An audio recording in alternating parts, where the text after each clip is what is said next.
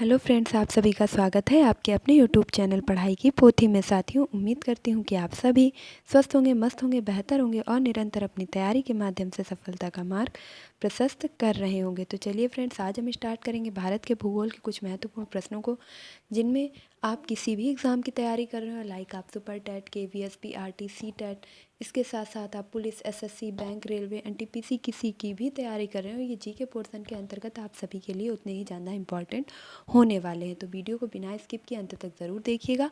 और इससे पहले कि अगर आप चैनल पर नए हैं और आपने अभी तक पढ़ाई की पोथी को सब्सक्राइब नहीं किया है, तो फटाफट से इसे सब्सक्राइब कर लीजिए, बेल आइकन को प्रेस कर लीजिए, ताकि आगे आने वाली वीडियो की सभी नोटिफिकेशन आप तक पहुँच सकें।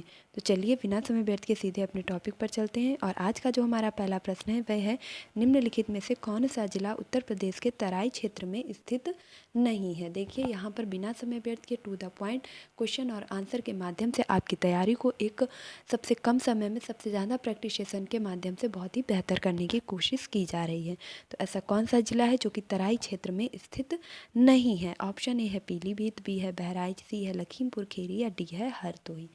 तो यहाँ पर आपका सही आंसर क्या होगा, आप फटाफट से अपने सही उत्तर का चयन करेंगे और काउंट करते जाएंगे कि आपने कितने में से कितने क्वेश्चन सही कर पाए हैं, और अपना स्कोर कमेंट बॉक्स में ज़रूर शेयर करेंगे। तो आज के प्रश्न का जो हमारा सही उत्तर है, वह पहले प्रश्न का सही उत्तर हो जाएगा option number D is the right answer, यानी कि हरदोई उत्तर प्रदेश के तराई क्षेत्र में स्थित नहीं है। बाकी आपके बहराइच, पीलीभीत और लखीमपुर खीरी, ये तीनों ही आपके तराई क्षेत्र में स्थित हैं। नेक्स्ट क्वेश्चन देखेंगे और अगला प्रश्न है, निम्नलिखित में से कौन सा शहर सुदूर पूर्व में स्थित है।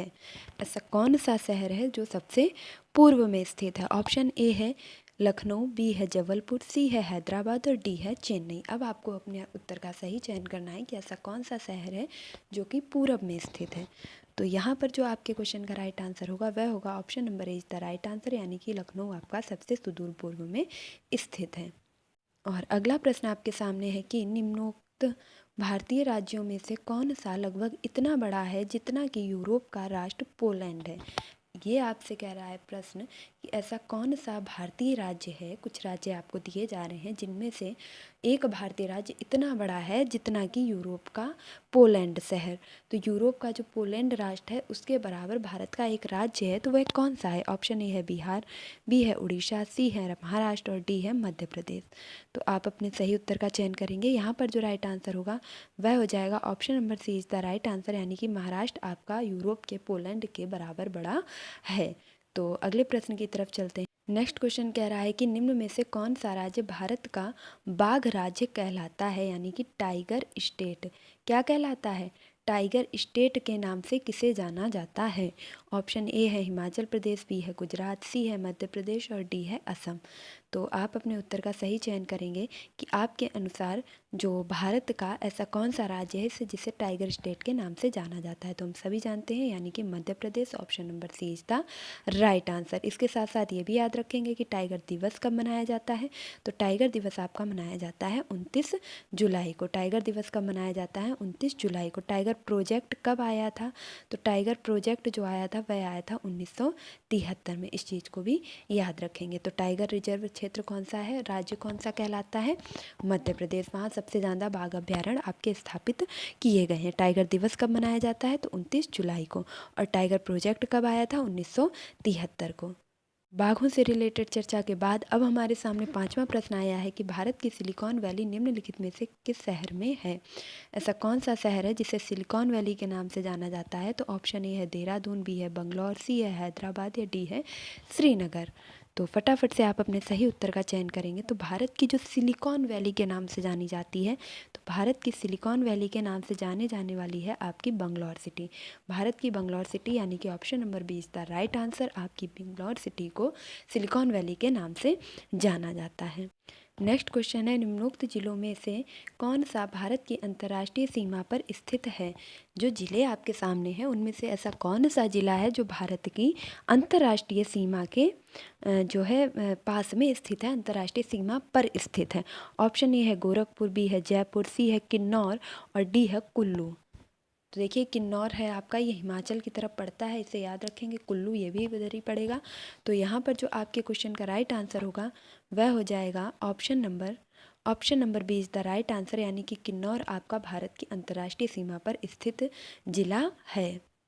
नेक्स्ट क्वेश्चन है आपके सामने कि उधम सिंह नगर जिला निम्नलिखित में से किस राज्य में है। जो उधम सिंह नामक जिला है वह किस राज्य में पड़ता है, पंजाब में, उत्तरांचल में, या उत्तर प्रदेश में, या राजस्थान में। तो यहाँ पर आपके क्वेश्चन का राइट आंसर क्या होगा, आप फटाफट से अपने उत्तर का चयन करेंगे। तो देखिए यहाँ पर जो आपका राइट आंसर हो जाएगा वह होगा option number C is the right answer, यानी कि उधम सिंह नगर नामक जो जिला है वह कहाँ पड़ता है, उत्तर प्रदेश में। अगला प्रश्न आपके सामने है, निम्नलिखित में से किस राज्य की सीमा म्यांमार से नहीं लगती है। म्यांमार से नहीं लगती है ये पूछा गया है, ऐसी कौन सी सीमा है जो म्यांमार से नहीं लगती है। ऑप्शन ए है मिजोरम, बी है मणिपुर, सी है नागालैंड और डी है मेघालय। तो फटाफट से अपने सही उत्तर का चयन करेंगे। देखिए पर्याप्त समय मिलता है कि आप अपने उत्तर का चयन कर सकें। तो यहाँ पर जो राइट आंसर होगा वह होगा option number D is the right answer, यानी कि मेघालय की सीमा म्यांमार से नहीं लगती है, जबकि मणिपुर, मिजोरम और नागालैंड की सीमा म्यांमार से लगती है। तो आपका कौन सा ऑप्शन सही होगा, option number D is the right answer. देखिए भूगोल को पढ़ रहे हैं या भूगोल नहीं भी पढ़ रहे हैं, प्रॉपर आपको जीके तो स्टडी करना ही पड़ेगा। आप किसी भी एग्ज़ाम की तैयारी कर रहे हो, आपके लिए सबसे पहले जो ज़रूरी काम है वह है एक मैप लगाना, इंडिया का मैप लगाना, और पूरा जो विश्व का नक्शा आता है, सीधे से बोल रही हूँ, विश्व का नक्शा और भारत का नक्शा लाओ और चिपका लो। जहाँ कहीं भी पढ़ते हो, जहाँ कहीं भी अपने पूरे दिन का सबसे ज़्यादा से ज़्यादा समय देते हो, वहाँ पर उसे चिपका दो। तो ये आपके लिए एक बहुत ही कह सकते हैं कि बिना काम किए हुए भी आपको जो है काम करने का अनुभव मिलेगा। जैसे आप याद नहीं करेंगे फिर भी आपको चीज़ें याद हो जाएंगी, बिना आपको जो है बैठ के बिना देखे ही कई चीज़ें दिमाग में सेट हो जाएंगी देखते ही देखते। ऐसे रटने बैठेंगे तो इन सब चीज़ों का कोई कॉन्सेप्ट नहीं बनने वाला है। नेक्स्ट क्वेश्चन है, भारत की सबसे बड़ी सुरंग जवाहर सुरंग कौन से राज्य में है। कौन से राज्य में भारत की सबसे बड़ी सुरंग यानी कि जवाहर सुरंग स्थित है। ऑप्शन ए है हिमाचल प्रदेश में, बी है राजस्थान में, सी है पश्चिम बंगाल में और डी है जम्मू कश्मीर में। तो आई होप कि आपने अपने उत्तर का चयन कर लिया होगा। तो यहाँ पर जो राइट आंसर होगा वह है option number D is the right answer, यानी कि जम्मू कश्मीर में जवाहर सुरंग, जो कि भारत की सबसे बड़ी सुरंग है, स्थित है। नेक्स्ट क्वेश्चन है आपके सामने, एनएमडी का तात्पर्य है नई मुद्रा युक्ति, राष्ट्रीय मौसम विज्ञान विभाग, यूएसए द्वारा स्थापित की जा रही अंतरिक्ष आधारित एंटी बैलिस्टिक मिसाइल प्रणाली, या नया मनरो सिद्धांत। तो इस क्वेश्चन का राइट आंसर क्या होगा कि जो एनएमडी है इससे क्या तात्पर्य है, इसका मतलब क्या है। तो इसका जो राइट आंसर होगा वह होगा option number B is the right answer, यानी कि राष्ट्रीय मौसम विज्ञान विभाग को एनएमडी के नाम से भी जाना जाता है। नेक्स्ट क्वेश्चन है, खैबर दर्रे से कौन से देश जुड़े हैं। खैबर दर्रे से कौन से देश जुड़े हैं। ऑप्शन ए है भारत और पाकिस्तान, ऑप्शन बी है भारत और अफगानिस्तान, सी है अफगानिस्तान और पाकिस्तान, और डी है अफगानिस्तान और तजाकिस्तान। तो आपके प्रश्न का सही उत्तर क्या होगा कि खैबर दर्रे से कौन से दो देश जुड़े हुए हैं, या कौन से दो देशों के बीच में खैबर नामक दर्रा पाया जाता है। तो यहाँ पर जो आपका राइट आंसर होगा वह हो जाएगा आपका क्वेश्चन नंबर 11 का राइट आंसर होगा option number C is the right answer, यानी कि अफगानिस्तान और पाकिस्तान के मध्य में खैबर दर्रा पाया जाता है। नेक्स्ट क्वेश्चन है, रायसीना पहाड़ी कहाँ स्थित है। क्या है प्रश्न कि रायसीना जो पहाड़ी है वह कहाँ स्थित है। ऑप्शन ए है जहाँ राष्ट्रपति भवन स्थित है, श्रीनगर का पर्वतीय स्थल जिसे शंकराचार्य पहाड़ भी कहते हैं, क्या कहते हैं, शंकराचार्य पहाड़ भी कहते हैं, वह स्थान जहाँ जम्मू कश्मीर के डोगरा शासकों ने जन्म लिया व अपना किला बनवाया था, या ऑप्शन डी है कन्याकुमारी की वह चट्टान जहाँ स्वामी विवेकानंद की मूर्ति स्थापित की गई है। तो यहाँ पर राइट आंसर क्या होगा, यहाँ पर राइट आंसर होगा option number A is the right answer, यानी कि राष्ट्रपति भवन कहाँ पर स्थित है, तो रायसीना पहाड़ी पर ही स्थित है। नेक्स्ट क्वेश्चन है, निम्नोक्त दर्रों में से कौन सा सतलुज नदी घाटी में पड़ता है। ऐसा कौन सा जो है दर्रा है जो सतलुज नदी घाटी से पड़ता है, जुड़ता है। ऑप्शन ए है नाथुला दर्रा, ऑप्शन बी है जलेपला दर्रा, ऑप्शन सी है सिपकिला, और ऑप्शन डी है सेराब थांगा। तो देखिए नाथुला कहाँ है, सिक्किम में। नाथुला कहाँ है, सिक्किम में है। जलेपला ये भी सिक्किम में है। सिपकिला ये कहाँ है, हिमाचल प्रदेश में है। तो फटाफट से अपने सही उत्तर का चयन करेंगे कि ऐसा कौन सा दर्रा है जो सतलुज नदी घाटी से जुड़ता है। तो यहाँ पर जो राइट आंसर होगा वह होगा option number B is the right answer, यानी कि सिपकिला दर्रा, हिमाचल प्रदेश। नेक्स्ट क्वेश्चन आपके सामने है, कैलाश मानसरोवर की यात्रा पर जाने वाले तीर्थयात्रियों को तिब्बत में प्रवेश करने के लिए किस दर्रे को पार करना पड़ता है। जो भी व्यक्ति कैलाश मानसरोवर की यात्रा पर बाबा भोलेनाथ की नगरी में जाते हैं तो उन्हें जो तीर्थयात्री हैं उन्हें तिब्बत में प्रवेश करने के लिए कौन से दर्रे को पार करके जाना पड़ता है। ऑप्शन ए खरडूंगला दर्रा, ऑप्शन बी है रोहतांग दर्रा, ऑप्शन सी है लिपुलेख दर्रा और ऑप्शन डी है नाथुला दर्रा। तो नाथुला और जेलेपला कहाँ है? सिक्किम में। देखिए ये भी चीज़ याद रखिएगा, पूछ लिया जाता है कि कौन सा दर्रा कहाँ पर स्थित है। तो नाथुला जेलेपला कहाँ पर है? सिक्किम में। रोहतांग ये तो हम जानते ही हैं कि हिमाचल की तरफ पड़ेगा। और लिपुलेख कहाँ है? लिपुलेख, माना, नीति ये सभी कहाँ हैं? उत्तराखंड में। कहाँ पर हैं?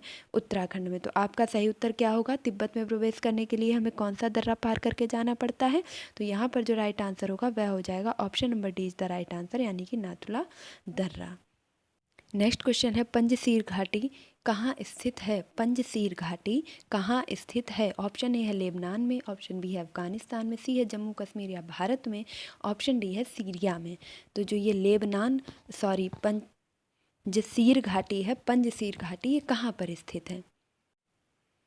देखिए घाटी और वादी समझ के कहीं जम्मू कश्मीर की तरफ ना मुड़ जाइएगा। यहाँ पर जो आपका राइट आंसर होगा वह हो जाएगा option number B is the right answer, यानी कि पंजसीर घाटी कहाँ स्थित है? अफगानिस्तान में।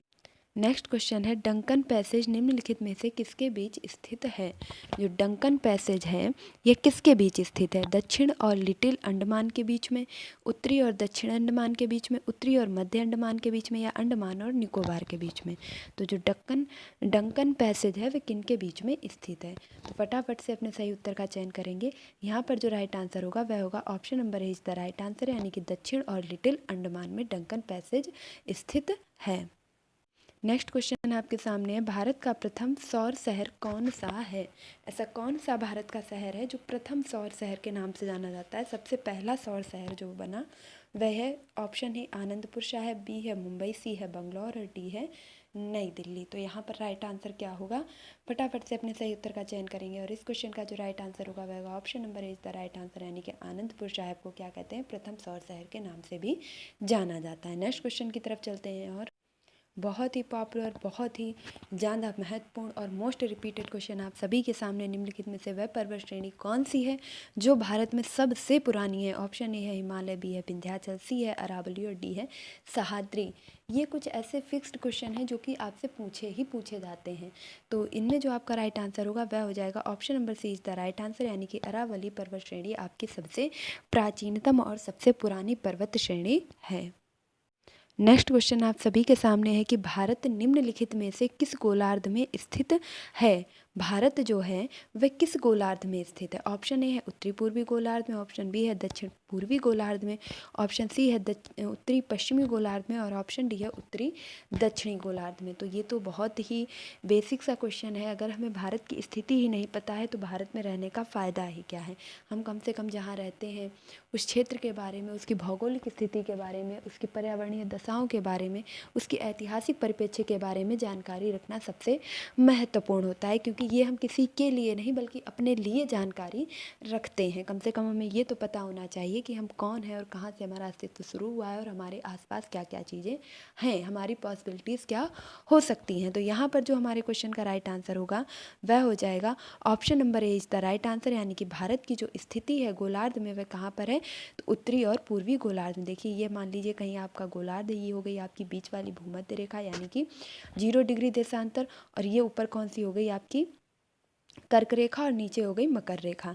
नीचे कौन सी हो गई? मकर, ऊपर कौन सी हो गई? कर्क, बीच में कौन सी हो गई? तो भूमध्य रेखा हो गई।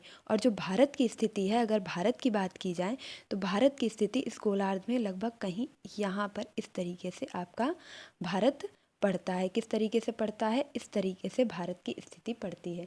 तो अगर इसे डिवाइड कर देंगे तो ये कौन सी दिशा पड़ेगी? तो ये दिशा पड़ेगी उत्तर, ये पड़ेगी आपकी पूरब, ये पड़ेगी दक्षिण और ये पड़ेगी पश्चिम। तो कौन सी दिशा में स्थित है? उत्तर पूर्वी दिशा में। आई होप कि अब आप इस कॉन्सेप्ट को कभी भी नहीं भूलेंगे। तो आज हमने भूगोल के कुछ मोस्ट इंपॉर्टेंट टॉप 20 क्वेश्चंस को डिस्कस किया है। आपको ये प्रश्न कैसे लगे कमेंट्स बॉक्स में ज़रूर बताइएगा। आज के सेशन को यहीं तक करते हैं, इसके आगे के क्वेश्चन को नेक्स्ट वीडियो में डिस्कस करेंगे। तब तक के लिए आप इस सेशन को ज़्यादा से ज़्यादा शेयर कीजिए, और अगर आप चैनल पर नए हैं, आपने अभी तक इसे सब्सक्राइब नहीं किया है तो फटाफट से इसे सब्सक्राइब कीजिए, बेल आइकन को प्रेस कीजिए ताकि आगे आने वाली वीडियो की नोटिफिकेशन आप तक पहुंच सके। आपको वीडियो कैसा लगा? 20 में से आपके कितने क्वेश्चन राइट हुए? आप कमेंट्स बॉक्स में अपना स्कोर के साथ साथ अपनी राय भी ज़रूर शेयर करें, और वीडियो को एक लाइक ज़रूर दें, क्योंकि आपका एक लाइक मेरा काफ़ी हौसला बढ़ाता है नेक्स्ट वीडियो लाने के लिए, इंस्पायर करता है। आई होप कि आपने चैनल को ज़रूर सब्सक्राइब कर लिया होगा। मिलती हूँ अपने नेक्स्ट वीडियो में, तब तक के लिए खुश रहिए, मस्त रहिए, पढ़ाई में निरंतरता बनाए रखिए, अपने माता पिता गुरुजनों का सम्मान कीजिए और पढ़ाई की पोथी का सपोर्ट कीजिए। धन्यवाद।